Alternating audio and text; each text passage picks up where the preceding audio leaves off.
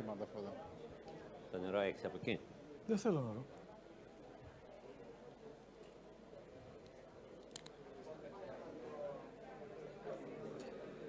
Business intelligence και real estate platform incorporating blockchain και machine learning technologies. Προχωράμε στο επόμενό μας πάνελ.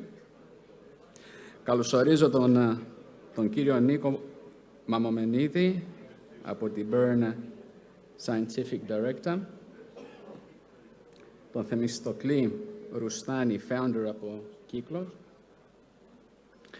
και τον κύριο Θοδωρή Κοκοσιούλη από την Ένωση Μεσιτών Πραγματογνώμων. Σας δίνω το λόγο. Καλημέρα σας. Ακούστηκαν πολύ βαρετοί οι τίτλοι και πρέπει τώρα να καταφέρουμε να σας ξαφνιάσουμε.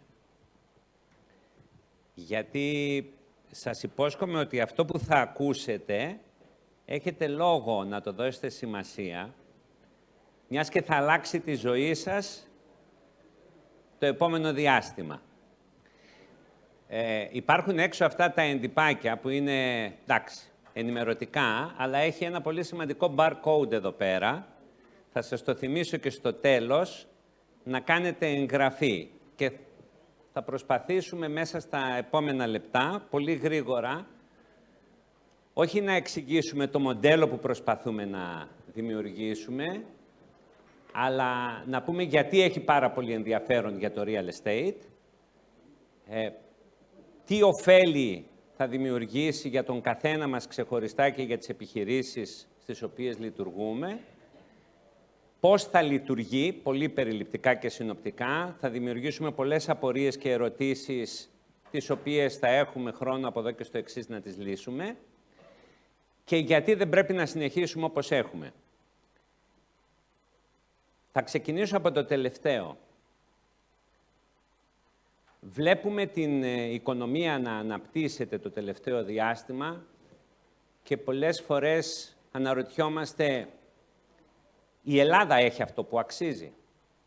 Δηλαδή, αυτή η υπέροχη χώρα με τον ήλιο, με τις ακτές, με τα υπέροχα μέρη, έχει τις επενδύσεις που τις αξίζουν, ναι. Έχει την ανάπτυξη που της αξίζει? Η απάντηση για όλους είναι προφανής, όχι. Δηλαδή, όσοι ταξιδεύουμε, βλέπουμε ότι όντως η Ελλάδα θα άξιζε κάτι πολύ καλύτερο. Και τελευταία, αρχίσαμε δειλά-δειλά να το βλέπουμε, αλλά είμαστε πολύ νωρίς ακόμη. Και η απάντησή μου, αυτή που μετά από πάνω από 25 χρόνια στην αγορά του real estate εγώ βρήκα, φαντάζομαι εσείς έχετε δικές απαντήσεις, είναι ότι η αδιαφάνεια.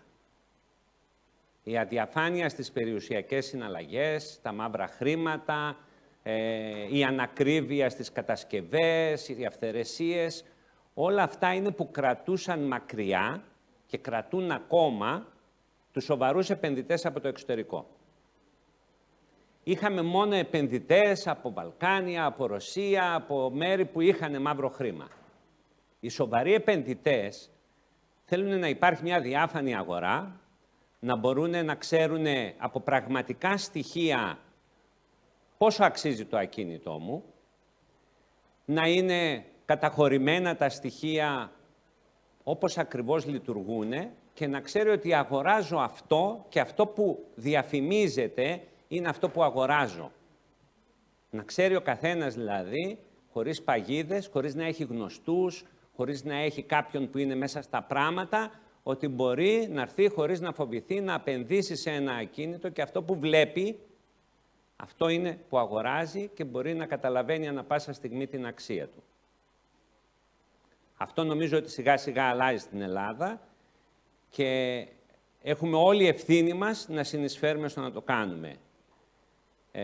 Ξεκίνησα σαν ιδέα και μετά συναντήθηκα και με το Θέμη να μπούμε σε αυτό το ερευνητικό πρόγραμμα, γιατί είναι ένα πρόγραμμα R&D που χρηματοδοτείται και από την περιφέρεια.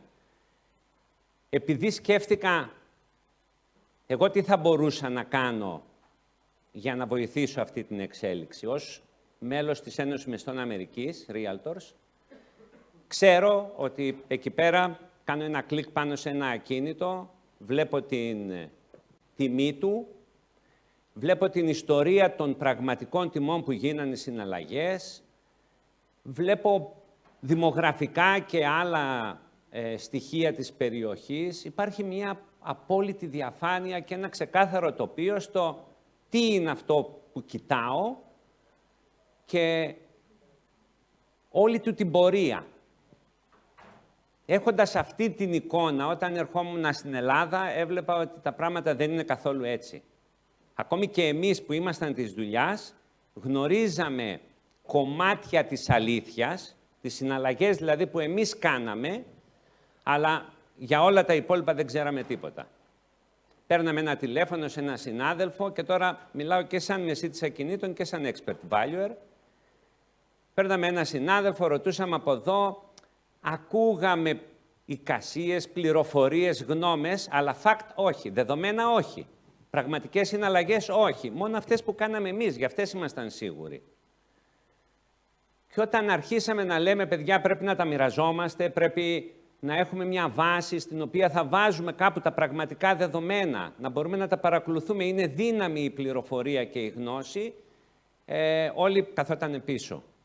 Καθόταν πίσω γιατί σου λέει τώρα εγώ να βάλω τα στοιχεία, τα πραγματικά κάπου, θα δουν ότι ο Μανομενίδης έβαλε τα στοιχεία ενός ακινήτου που πουλήθηκε τόσο ή προβλήματα που υπάρχουν στην Ελλάδα και στην Ευρωπαϊκή Ένωση, προσωπικά δεδομένα, πώς θα δείξω ότι αυτό το σπίτι στην Παπαναστασίου 181 στον πρώτο όροφο πουλήθηκε 45.000 και τα στοιχεία του ακινήτου κτλ. Οπότε από τη μία μεριά υπάρχει μια ανάγκη ότι πρέπει να έχουμε ένα διάφανο σύστημα καταγραφής των στοιχείων της αγοράς. Στις εμπορικές μισθώσεις, στις εμπορικές πραγματικότητες τα πράγματα είναι λίγο καθαρά.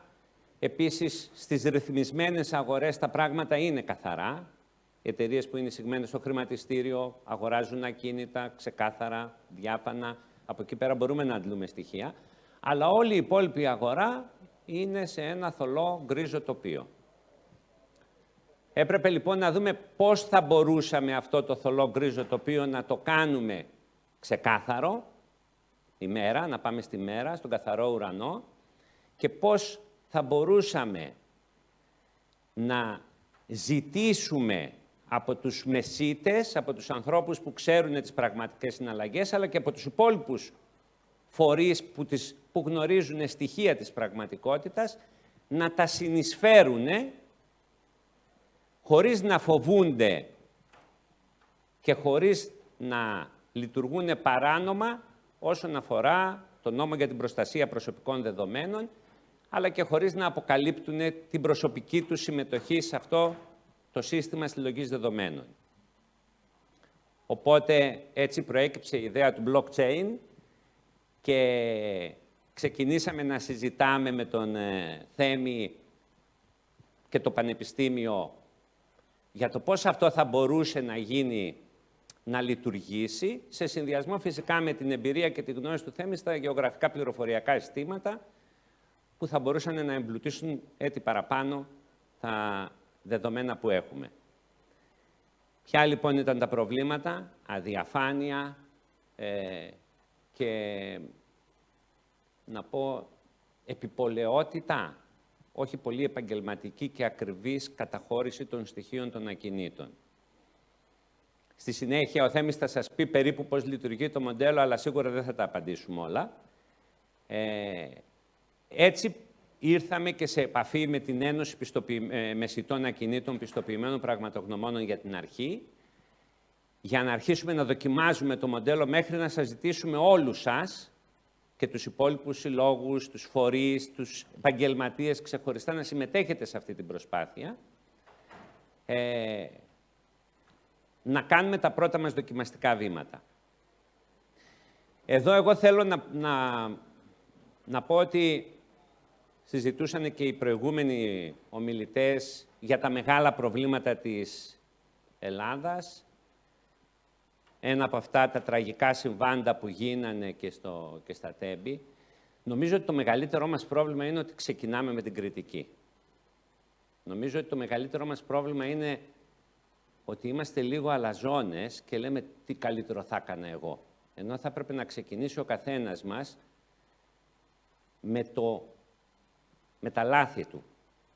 Θα ήθελα πάρα πολύ από έναν πολιτικό να πει έκανα αυτά τα χρόνια αυτή τη διοίκηση, έκανα αυτά τα λάθη και είμαι έτοιμος να τα διορθώσω στην επόμενη τετραετία, ψηφίστε με.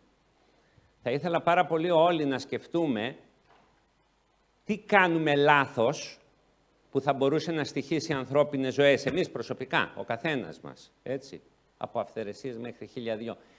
Έτσι, νομίζω ότι η ατομική ευθύνη του καθενός έχει να κάνει και με το θέμα της διαφάνειας στην αγορά των ακινήτων. Είμαι βέβαιος ότι μπορούμε να κερδίσουμε πολλά. Ακόμη δεν έχουμε προσελκύσει τίποτα από τις ξένες επενδύσεις. Όντως τα νούμερα είναι αυτά. Συζητάμε για μεγάλο τουρισμό και επενδύσεις στην Ελλάδα, όταν η Βαρκελόνη δεν έχει πλέον 17, έχει 27 εκατομμύρια τουρίστες, όλη η Ελλάδα δηλαδή. Δεν είμαστε ακόμη στο επίκεντρο των ξένων επενδύσεων. Είμαι και στέλεχος σε μεσητική εταιρεία που είναι εισηγμένη και ξέρω ακριβώς πώς λειτουργεί το μοντέλο. Αλλά νομίζω είπα πολλά εγώ.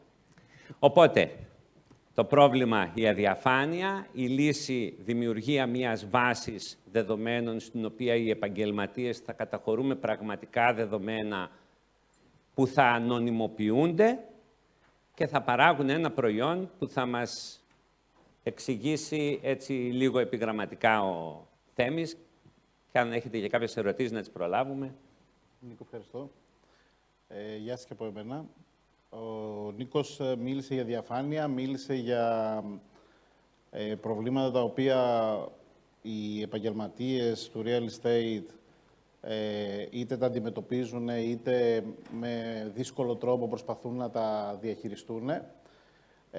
Αλλά εγώ θα προσθέσω επιπλέον ότι εκτός από την αδιαφάνεια την οποία τόσο πολύ τόνισε ο Νίκος, υπάρχουν πολλά δεδομένα τα οποία είναι συμπληρωματικά στις πληροφορίες των ακινήτων, τα οποία μπορούμε εύκολα να τα διαχειριστούμε. Υπάρχουν πολλά ανοιχτά δεδομένα στην Ελλάδα και μπορούμε να τα διαχειριστούμε και να τα ενσωματώσουμε.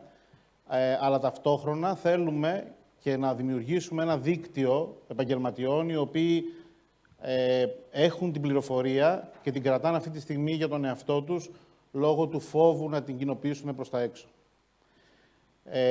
Η πλατφόρμα, έτσι όπως την σχεδιάζουμε και έτσι όπως θα δημοσιοποιηθεί, έχει στόχο να δημιουργήσει ένα δίκτυο επαγγελματιών, έτσι ώστε σε πρώτο χρόνο ο καθένας από τους επαγγελματίες να μπορεί να βάλει τα ακίνητά του μέσα στην πλατφόρμα, τα οποία όμως δεν θα είναι κοινοποιήσιμα σε κανέναν τρίτο μέσα στην πλατφόρμα, γιατί όλα αυτά θα ανωνυμοποιούνται πίσω από την τεχνολογία του blockchain.